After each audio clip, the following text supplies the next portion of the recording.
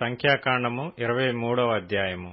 అప్పుడు బిలాము, ఇక్కడ నేను బలి అర్పించుటకు 7 బలిపీఠములను కట్టించి, ఇక్కడ 7 కోడెలను 7 పొట్టేళ్లను సిద్ధపరచుమని బాలాకుతో చెప్పెను.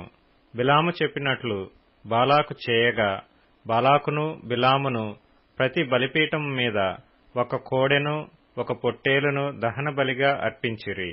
మరియు బిలాము బాలాకుతో, బలిపీఠం మీది నీ దహన బలి యొద్ద నిలిచియుండుము, నేను వెళ్ళెదను. ఒకవేళ యెహోవా నన్ను ఎదుర్కొనునేమో, ఆయన నాకు కనపరచున్నది నీకు తెలియచేసెదనని చెప్పి మెట్ట ఎక్కెను. దేవుడు బిలాముకు ప్రత్యక్షము కాగా, అతడు, నేను 7 బలిపీఠములను సిద్ధపరచి ప్రతి దాని మీదను 1 కోడెను 1 పొట్టేలును అర్పించితినని ఆయనతో చెప్పగా, యెహోవా ఒక మాట బిలాము నోట ఉంచి, నీవు బాలాకు నొద్దకు తిరిగి వెళ్లి ఇట్లు చెప్పుమనెను. అతడు బాలాకు నొద్దకు తిరిగి వెళ్లినప్పుడు అతడు మోయాబు అధికారులందరితో తన దహన బలి యొద్ద నిలిచియుండెను. అప్పుడు బిలాము ఉపమాన రీతిగా ఇట్లనెను, అరాము నుండి బాలాకు, తూర్పు పర్వతముల నుండి మోయాబు రాజు నన్ను రప్పించి, రమ్ము, నా నిమిత్తము యాకోబును శపింపుము, రమ్ము, ఇశ్రాయేలును భయపెట్టవలెను అనెను. ఏమని శపింపగలను? దేవుడు శపింపలేదే. ఏమని భయపెట్టగలను? దేవుడు భయపెట్టలేదే. మెట్టల శిఖరము నుండి అతని చూచుచున్నాను, కొండల నుండి అతని కనుగొనుచున్నాను. ఇదిగో, ఆ జనము ఒంటిగా నివసించును, జనములలో లెక్కింపబడరు.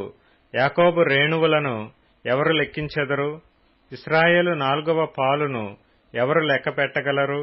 నీతిమంతుల మరణము వంటి మరణము నాకు లభించునుగాక, నా అంత్యదశ వారి అంతము వంటి దగునుగాక అనెను. అంతటా బాలాకు బిలాముతో, నీవు నాకేమి చేసితివి? నా శత్రువులను శపించుటకు నిన్ను రప్పించితిని, అయితే నీవు వారిని పూర్తిగా దీవించితివనెను.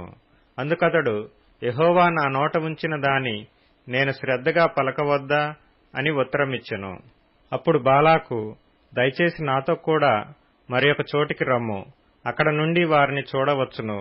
వారి చివర మాత్రమే కనబడును గాని వారందరూ నీకు కనబడరు. అక్కడ నుండి నా నిమిత్తము వారిని శపింపవలనని అతనితో చెప్పి, పిస్గా కొననున్న కావలివారి పొలమునకు అతని తోడుకొని పోయి 7 బలిపీఠములను కట్టించి ప్రతి బలిపీఠం మీద 1 కోడెను 1 పొట్టేలును అర్పించెను. అతడు, నీవు ఇక్కడ నీ దహన బలి యొద్ద నిలిచియుండుము, నేను అక్కడ యెహోవాను ఎదుర్కొందునని బాలాకుతో చెప్పగా, యెహోవా బిలామును ఎదుర్కొని ఒక మాటను అతని నోట ముంచి, నీవు బాలాకు నొద్దకు తిరిగి వెళ్లి ఇట్లు చెప్పుమనెను. అతడు బాలాకు నొద్దకు వెళ్లినప్పుడు అతడు తన దహన బలి యొద్ద నిలిచియుండెను. మోయాబు అధికారులను అతని యొద్ద నుండిరి. బాలాకు యెహోవా ఏమి చెప్పెనని అడగగా, బిలాము ఉపమాన రీతిగానిట్లనెను. బాలాకు, లేచి వినుము, సిప్పోరు కుమారుడా, చెవినొగ్గి నా మాట ఆలకించుము. దేవుడు అబద్ధమాడుటకు ఆయన మానవుడు కాడు, పశ్చాత్తాపపడుటకు ఆయన నరపుత్రుడు కాడు.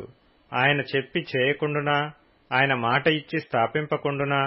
ఇదిగో, దీవించుమని నాకు సెలవాయెను, ఆయన దీవించెను, నేను దాని మార్చలేను. ఆయన యాకోబులో ఏ దోషమును కనుగొనలేదు, ఇశ్రాయేలులో ఏ వంకరతనమును చూడలేదు. అతని దేవుడైన యెహోవా అతనికి తోడైయున్నాడు. రాజు యొక్క జయధ్వని వారిలోనున్నది. దేవుడు ఐగుప్తులో నుండి వారిని రప్పించెను. గురుపోతు వేగము వంటి వేగము వారికి కలదు. నిజముగా యాకోబులో మంత్రము లేదు, ఇశ్రాయేలులో శకునము లేదు. ఆయా కాలములందు దేవుని కార్యములు యాకోబు వంశస్థులకు ఇశ్రాయేలీలకు తెలియజెప్పబడును.